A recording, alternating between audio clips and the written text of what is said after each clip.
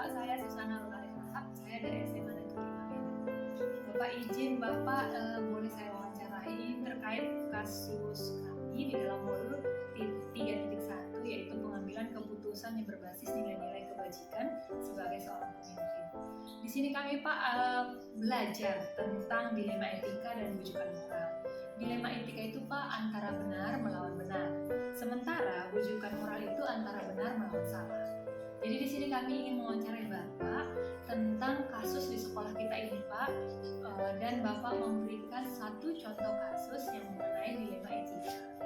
Bolehlah Pak saya izin untuk bertanya kepada Bapak tentang bagaimana Bapak mengambil keputusan di dalam sekolah SMP Negeri 11 ini ya Pak ya. Baik, Pak izin nomor 1 pertanyaannya. Selama ini Bapak bagaimana mengidentifikasi kasus-kasus yang merupakan dilema etika di sekolah kita ini Pak? Salah satu dilema etika kalau di sekolah ini adalah bagaimana peran seorang guru itu berbuat, kadang dia sesuai dengan pekerjaannya dan sesuai aturannya, tapi terkadang tidak sesuai yang sudah kita buat aturan dan tidak sesuai dengan peraturan. Jadi kalau ditanya bagaimana cara identifikasinya, yang melihat keseharian yang pelaksanaan tugasnya masing-masing. Baik, berarti Bapak tetap memperhatikan guru di sini ya Pak ya, bahwa Bapak bagaimana kinerjanya dalam sehari-hari, bagaimana cara guru tersebut untuk melakukan kerjanya Pak ya. Baik, Pak izin pertanyaan yang kedua ya Pak ya. Pertanyaan yang kedua Bapak, bagaimana selama ini Bapak menjalankan pengambilan keputusan di sekolah kita ini Pak? Bagaimana kira-kira Bapak untuk menjalankan keputusan itu tentang kasus dilema etika tadi? Kalau cerita dilema etika kan tadi benar melawan benar itu ya kan. Ketika kita menjalankan keputusan, maka kita ambillah dari prioritas yang terbaik keputusan itu. Setiap kebenaran itu memang benar, dia benar sudah datang, benar sudah mengajar, tapi nggak sesuai waktu, terus nggak sesuai dengan modul yang dibawanya. Benar dia sudah mengajar Pak, tapi tidak sesuai. Nah, keputusan kita mana yang fixnya, kita malah istilahnya bolehlah kalau bahasa di guru itu ada namanya coaching ya, kita coaching lah ibu itu sehingga dia mana sebenarnya harus dilakukan. Makanya itulah tadi kata prioritas yang terbaik lah. Berarti dalam mengambil keputusan Bapak selalu memutuskan berdasarkan data ya Pak ya, sesuai dengan data baru Bapak memutuskan hal tersebut. Terima kasih Pak. Pertanyaan yang ketiga ya Pak ya, kira-kira Pak bagaimana langkah-langkah atau prosedur yang Bapak lakukan di dalam mengambil keputusan tentang masalah dilema etika tersebut? Bagaimana prosedurnya? Kalau yang pertama kan kita sudah ada aturan ya. Sekolah itu kan setiap ada peraturan baik untuk seorang siswa, guru ataupun warga sekolah lainnya. Kita punya satu aturan yang apa yang harus dikerjakan masing-masing tupoksinya ya kan. Ketika itu kita udah ada itu kan berarti sudah ada langkah-langkah yang harus dikerjakan. Akan tetapi langkah-langkah itu kita terus pantau, kita supervisi, kita monitoring, kita lihat dulu apa yang sudah dilakukan sesuai dengan tugasnya yang sudah diberikan. Jadi terkadang dia melakukan itu memang sudah sesuai prosedur, tetapi ada satu duanya yang misalnya dari sisi kelakuan atau dari sisi pekerjaan ya terkadang tidak sesuai dengan aturan lah. Itulah kita mengambil keputusan yang tidak sesuai. Berarti memang Bapak mengambil keputusan itu harus berdasarkan langkah-langkah yang sudah ada ya Pak ya. Bapak izin ya Pak ya, ketika Bapak mengambil keputusan tersebut berdasarkan prosedur langkah-langkah yang tepat, kira-kira dalam mengambil keputusan tersebut Pak, apakah ada tantangan yang Bapak hadapi ketika Bapak akan memutuskan suatu keputusan tersebut? Adalah kalau Pasti kita ya, pasti ada tantangan di semua sekolah, pasti dimiliki setiap sekolah. Jadi ketika ada menerima tantangan itu berarti kita kita langsung memberikan suatu arahan atau bimbingan tersendiri, ataupun kita menunjukkan seharusnya seperti apa aturan yang ada di sekolah, atau diingatkan kembali apa yang harus dilakukan seorang yang istilahnya melanggar. Namanya tantangan itu kan berarti ada satu perbuatan atau kelakuan yang tidak baik. Kalau yang sudah baik ya mungkin nggak ada masalah, tapi yang tidak baik ini terkadang bisa menjadi contoh atau bisa membawa orang lain yang tidak baik. Disinilah mungkin tantangan yang harus sering diingatkan, harus dilihat-lihat. Berarti memang tantangannya Pak ya, ketika ada yang tidak sesuai itu bisa berakibat kepada contoh yang buruk bagi rekan sekerjanya, begitu ya Pak ya. Itu tantangan yang memang sudah diingatkan, tapi tetap saja guru tersebut tidak mau berubah ya Pak ya. Bapak, ketika memang tadi dilema etika itu Bapak bercerita tentang kasus guru tersebut, kira-kira ketika muncul itu Pak, apakah langsung Bapak putuskan di situ atau memang mengambil waktu sebentar dulu Bapak berdiskusi dengan misalnya bawahan Bapak PKS atau guru-guru lain, atau apa yang Bapak lakukan ketika hal itu terulang lagi di dalam mengambil keputusan tersebut? Siapa kira-kira yang bisa membantu Bapak? Kita kan punya pos ya, istilahnya prosedur yang harus dilakukan. Jadi sebagai pimpinan itu ada haknya untuk menegur langsung.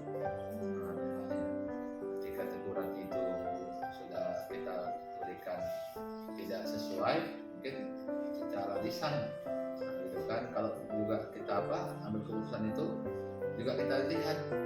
Saya kan baru dari Maret ya 2023, tahun lebih lah saya di sini. Jadi terkadang mereka yang sudah puluhan tahun atau belasan tahun di sekolah ini terkadang memiliki egois ataupun perbuatan yang sudah sering dilakukannya. Sudah memang begitu dia sudah dilakukan. Ini perlu juga saya tanya yang istilahnya, kalau kami bukan PKS ya, kami sini namanya wakil kepala sekolah semua. Ada bagian kurikulum, ada kesiswaan, ada sarana dan prasarana, wakil kepala sekolah bukan ketua sekolah. Itu namanya fungsionaris. Jadi terkadang saya tanya lah, itu ibu itu kalau ngajar nggak pernah pakai slide misalnya, terus saya arahkan pakai slide, dia kan, tapi udah saya lihat waktu observasi dia iya Pak, itu katanya kalau dulu ya iya Pak, katanya dia waktu dulu memang sering menggunakan Sinfokus untuk pembelajaran sebagai media, tapi kalau sekarang Pak memang nggak pernah lagi. Setelah saya sarankan, dia nggak ada, kadang melakukan kadang enggak, tapi kalau cerita nanti penilaian dia selalu melakukan itu ya. Apa yang mau harus saya buat maka otomatis bisa nanti kita diskusikan, Pak sebenarnya guru ini seperti ini ya. Dan ada masukan-masukan yang mungkin sebagai sebagai nanti bimbingan untuk berikutnya, bisa saja dievaluasi dulu kegiatan itu. Bisa juga nanti dari dinas terkait kan, misalnya ada guru tak datang misalnya itu kan, guru tak datang selama 3 hari untuk guru, tiba-tiba datang dia, tidak ada izin, tidak ada apa-apa gitu ya kan. Malah kita tegur, dia biarlah itu, itu kan. Mungkin ada rekan ibu di sana seperti itu ya, istilahnya karena kita punya NIM itu kan terkadang merasa, apalagi dia dikuatkan istilahnya maka otomatis bisa bekerja dengan sistem. Ini laporannya kita buat tersurat, kalau bisa saya bina, kalau masih saya bina ya mungkin lebih tinggi lagi membina itu, karena saya diskusi juga dengan rekan-rekan kepala sekolah, atau terima kalau guru seperti ini seperti apa, kalau siswanya bukan guru aja sih, tantangan itu ada juga dari siswa, dari orang tua, atau dari pihak lain ya. Apakah itu dari waktu dari SMP juga sangat banyak tantangan itu yang kira-kira yang bisa langsung tergantung situasinya, bisa juga nanti atau berikutnya nanti saya bimbing secara pemanggilan atau dicatat surat. Mungkin gitu. Ih, luar biasa Pak. Bapak bercerita bahwa tantangan yang Bapak hadapi banyak, dari guru, dari siswa, dari orang tua, bahkan juga dari LSM ya. Dan Bapak mengantisipasi setiap keputusan yang akan Bapak ambil adalah Bapak berkoordinasi, meminta pendapat dari wakil ya Pak ya, wakil kepala sekolah sana, kesiswaan, dan juga dari beberapa rekan guru yang lainnya Pak ya. Sebelum Bapak mengambil keputusan, memang pendapat mereka sangat Bapak harapkan untuk bagaimana supaya lebih baik sekolah kita ini Pak ya. Bapak sungguh luar biasa saya rasa Pak. Pak, terakhir ya Pak ya, ketika Bapak sudah mengambil keputusan bahwa hasil keputusan itu adalah sudah memang sebenarnya matang, Bapak ambil tentang dilema etika tadi, sudah berkonsultasi, minta saran dan pendapat dari bawahan Bapak, dan memang itu diputuskan. Dan kalau itu kami terima tidak ada masalah ya Pak ya. Dan mungkin ada saja seperti Bapak ceritakan tadi, ada saja guru itu yang sulit untuk menerima ya Pak ya, mungkin belum berubah, sulit untuk berubah. Jadi Pak, dalam setiap keputusan yang Bapak ambil ketika memutuskan sesuatu hal, kira-kira pembelajaran apa yang Bapak ambil dari ketika Bapak memutuskan itu? Apakah ada pembelajaran yang Bapak ambil? Ya, secara psikologis ya, istilahnya secara kelakuan, perbuatan ataupun pembelajaran yang mereka jalani itu terus menjadi apa contoh ya, mungkin Ibu Susana dari topik dari SMA 5, mungkin Ibu di situ dicap sebagai guru apa ya, ada pernah dicap di sana apa ya, saya kan nggak tahu ya, Iya. misalnya saya bilang contoh Bu Susana itu kalau masuknya jam berapa? Jam 8 ya? 7.10. Biasanya kalau Bu Susana itu 7:15 sudah sampai. Jadi kalau nanti yang saya sebagai misalnya kepala sekolah di sana gitu kan, maka ada satu pembelajaran yang saya ambil, berarti saya harus melebihi Bu Susana sebagai pimpinan. Gitu. Misalnya Bu Susana 7:15, berarti saya harus paling lama 7:15 atau 7:20 lebih cepat saya datang sebelum 7:10 masuk. Kan gitu. Nah, itulah salah satu pembelajaran, salah satu contoh. Di sekolahnya juga begitu. Apa yang bisa saya lihat dulu itu kemajuannya, apakah itu dari kreativitasnya ataupun dari perbuatan yang dilakukan selama di pembelajaran ataupun di sikapnya dia kasih jawab. Terkadang mana yang bisa saya ambil daripada yang dibuat yang nggak baik itu, ya bisa nanti saya buat salah satu istimewanya. Kenapa yang istimewa?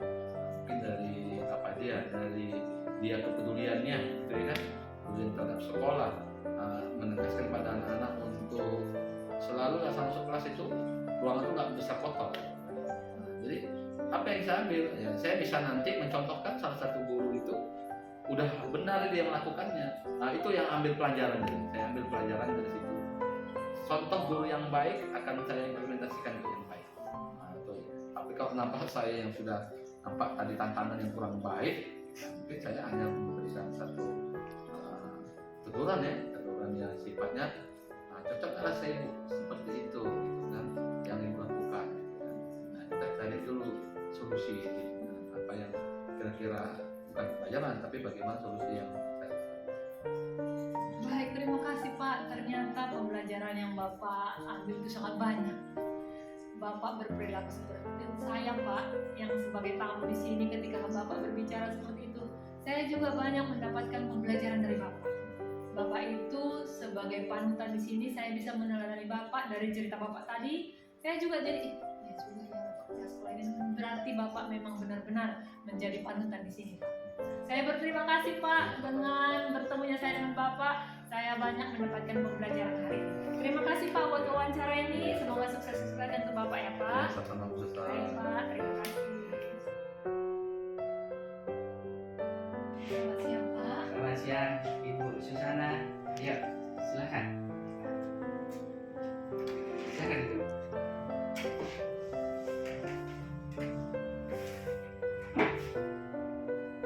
Terima kasih Pak buat kesempatan yang sudah diberikan kepada saya ya. Apa kabar Bu Susana? Baik Pak, Bapak. Alhamdulillah sehat.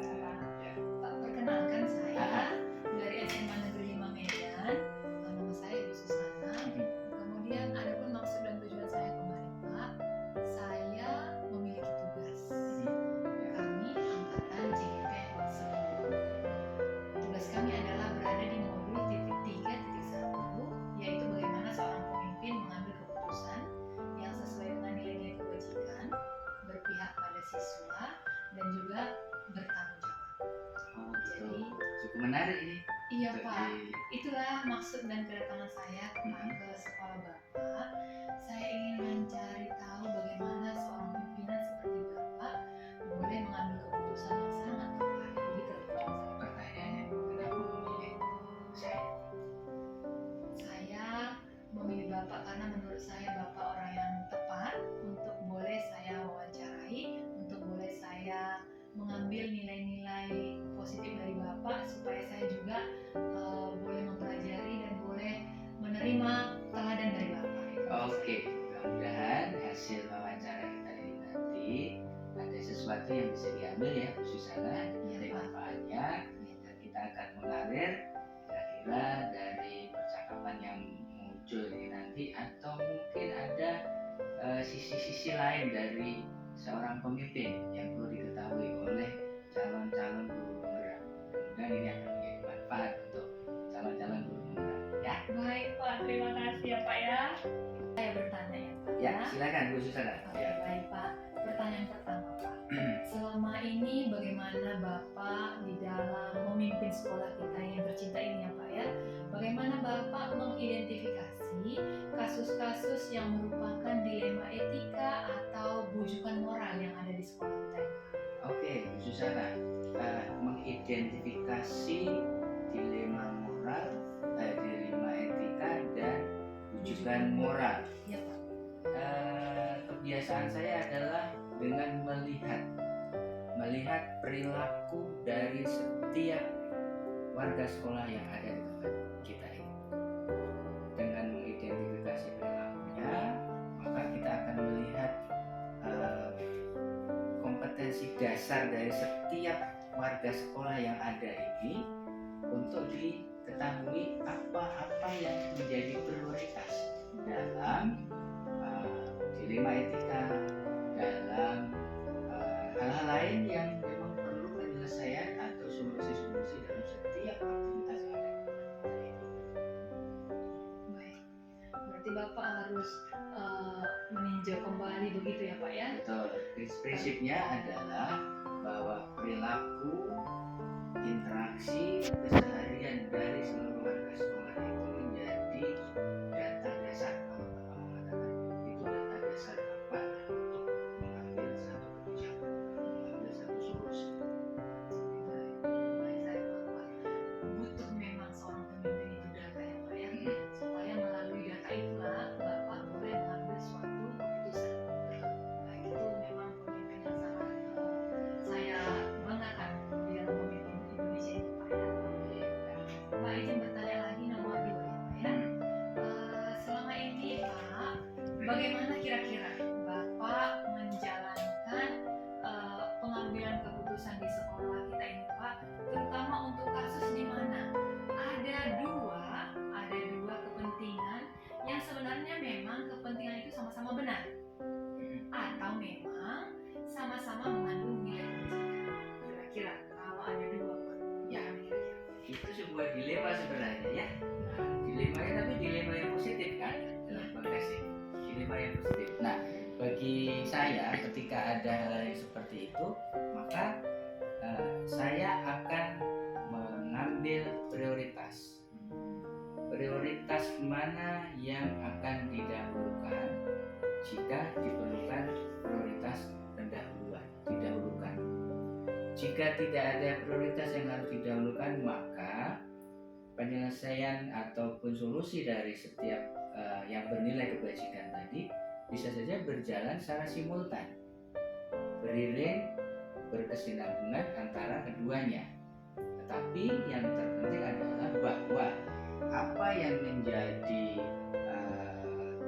problem, katakanlah problem, masalah kah, atau apapun itu harus ada penyelesaiannya, harus ada solusinya supaya mereka yang terlibat di dalamnya mampu mengambil manfaat dari kejadian yang dialami. Kejadian-kejadian apapun itu kita harus mencoba memframing bahwa walaupun itu kejadian yang negatif katakanlah, harus dilihat dari perspektif positifnya.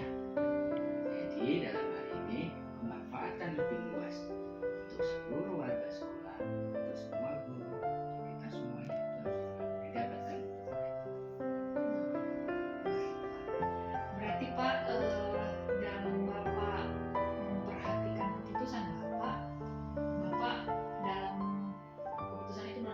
bahwa setiap masalah pasti ada penyelesaian. Betul.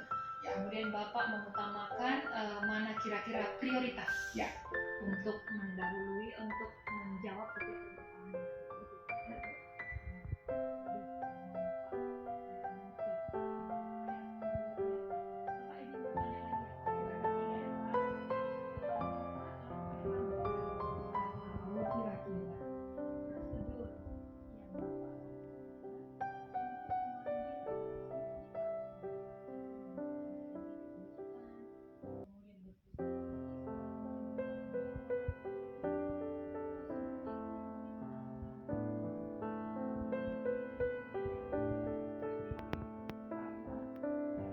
Kita harus tahu dulu problem yang muncul, kasus yang ada, masalah yang dibincangkan.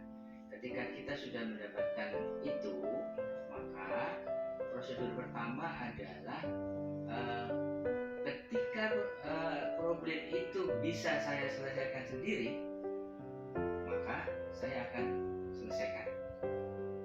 Tetapi bukan berarti saya sendiri itu menjadi sesuatu keputusan yang kaku, tidak.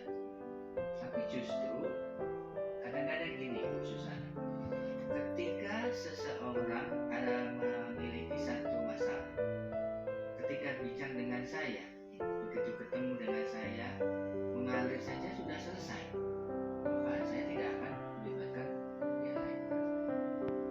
Kemudian ketika ternyata masalahnya juga cukup mengkait dengan warga sekolah yang lain, tentunya saya juga akan melibatkan banyak orang, meminta bantuan jika diperlukan meminta bantuan.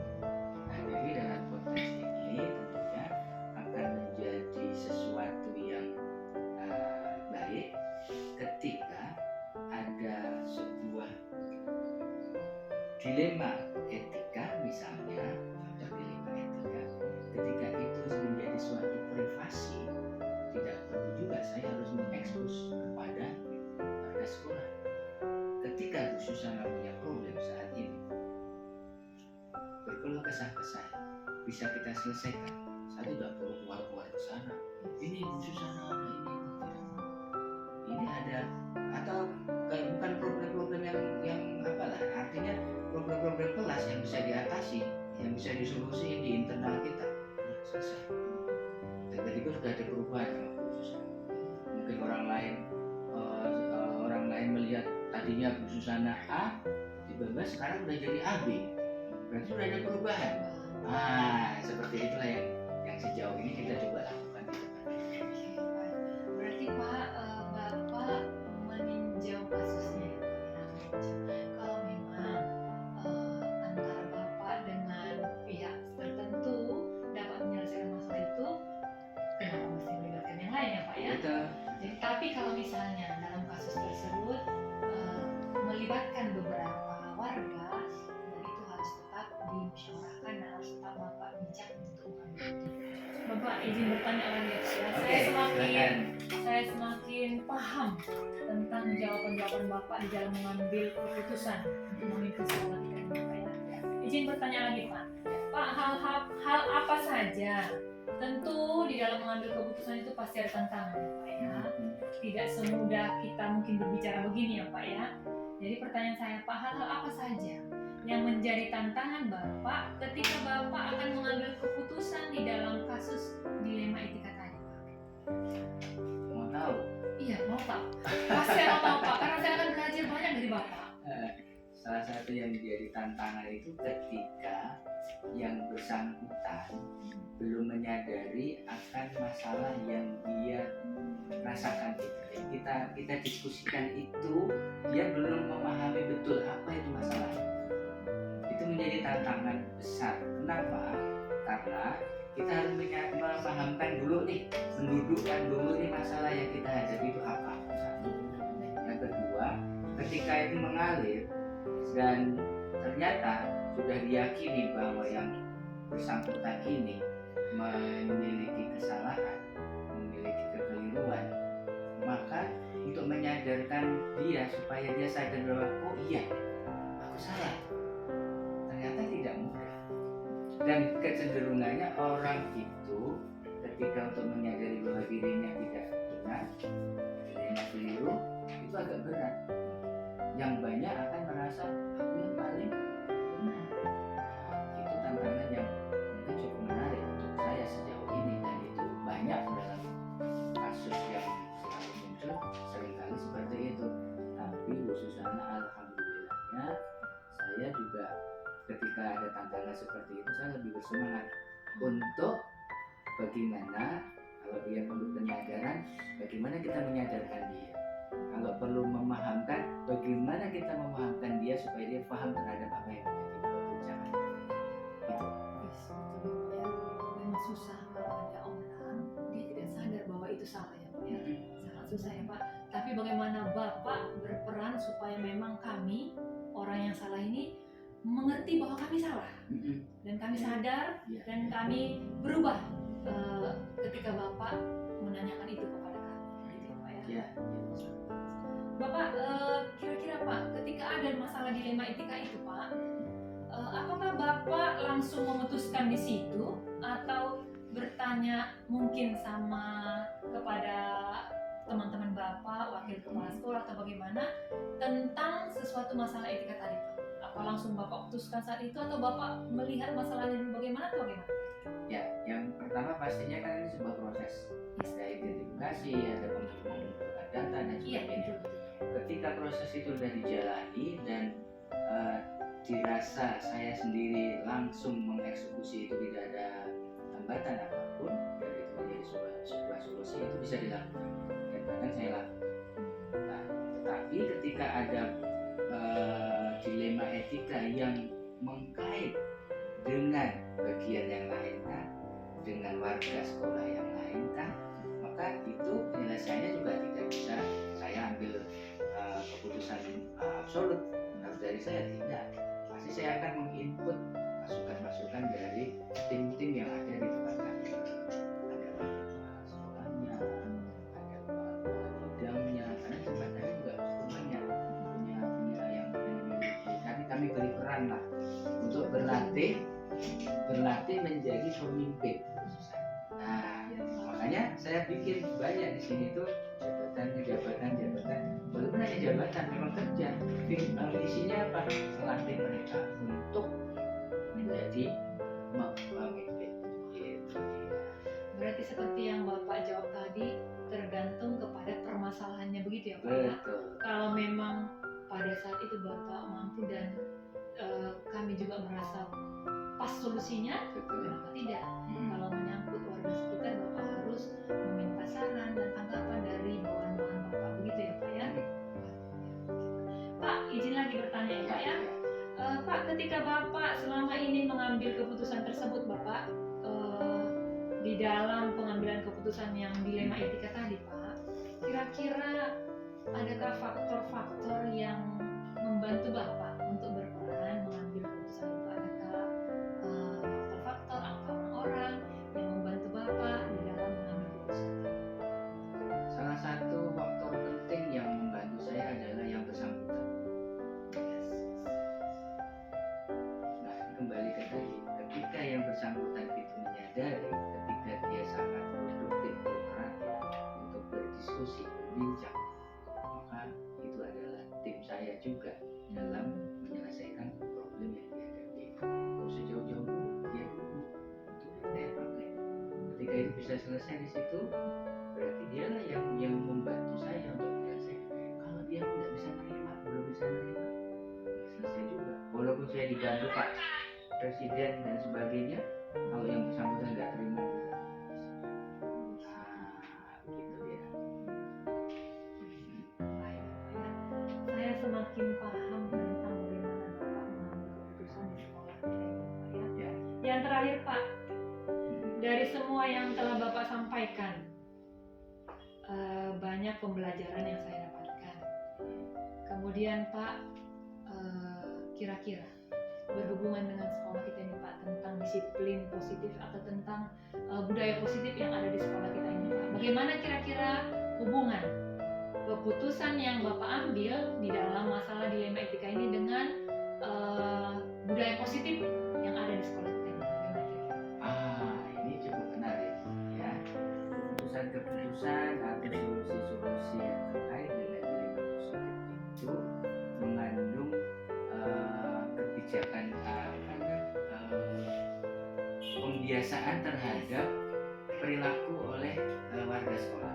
Artinya begini, ketika satu solusi diambil, walaupun solusi itu tidak memuaskan untuk semua orang, tapi itu solusi yang terbaik yang diambil.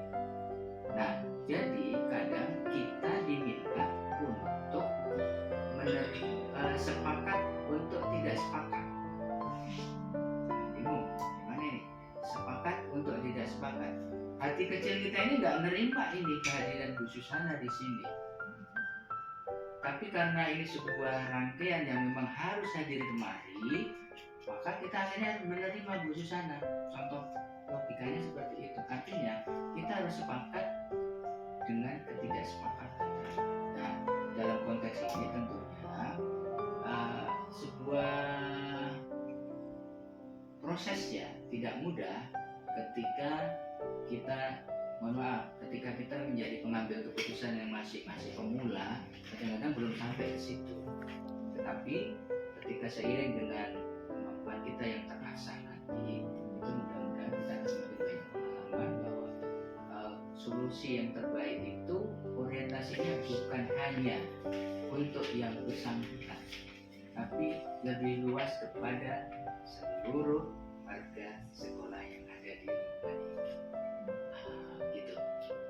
Begitu ya Pak ya. Jadi memang di dalam mengambil keputusan ini erat kaitannya dengan seluruh warga sekolah ya Pak. Bagaimana kelangsungan, bagaimana kesejahteraan, bagaimana tentang visi misi sekolah ini ke depan.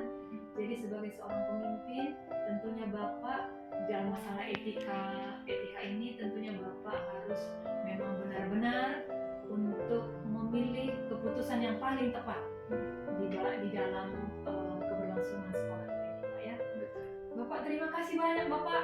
Hari ini saya begitu banyak pertanyaan dalam benak saya. Ternyata ketika saya bertemu dengan Bapak sudah bisa mencerahkan saya sudah bisa mengerti tentang bagaimana seorang pemimpin di dalam mengambil suatu keputusan. Mudah-mudahan Iya apa Pak. yang jadi perbincangan kita Iya, itu Pak. dapat diambil manfaatnya Iya Pak. dan bisa diimplementasi tentunya. Iya, Pak. Jika ini dirasa bagus, baik, Sangat bagus ya, Pak. silakan untuk dilanjutkan calon-calon pemimpin sekolah yang ada di Indonesia ini.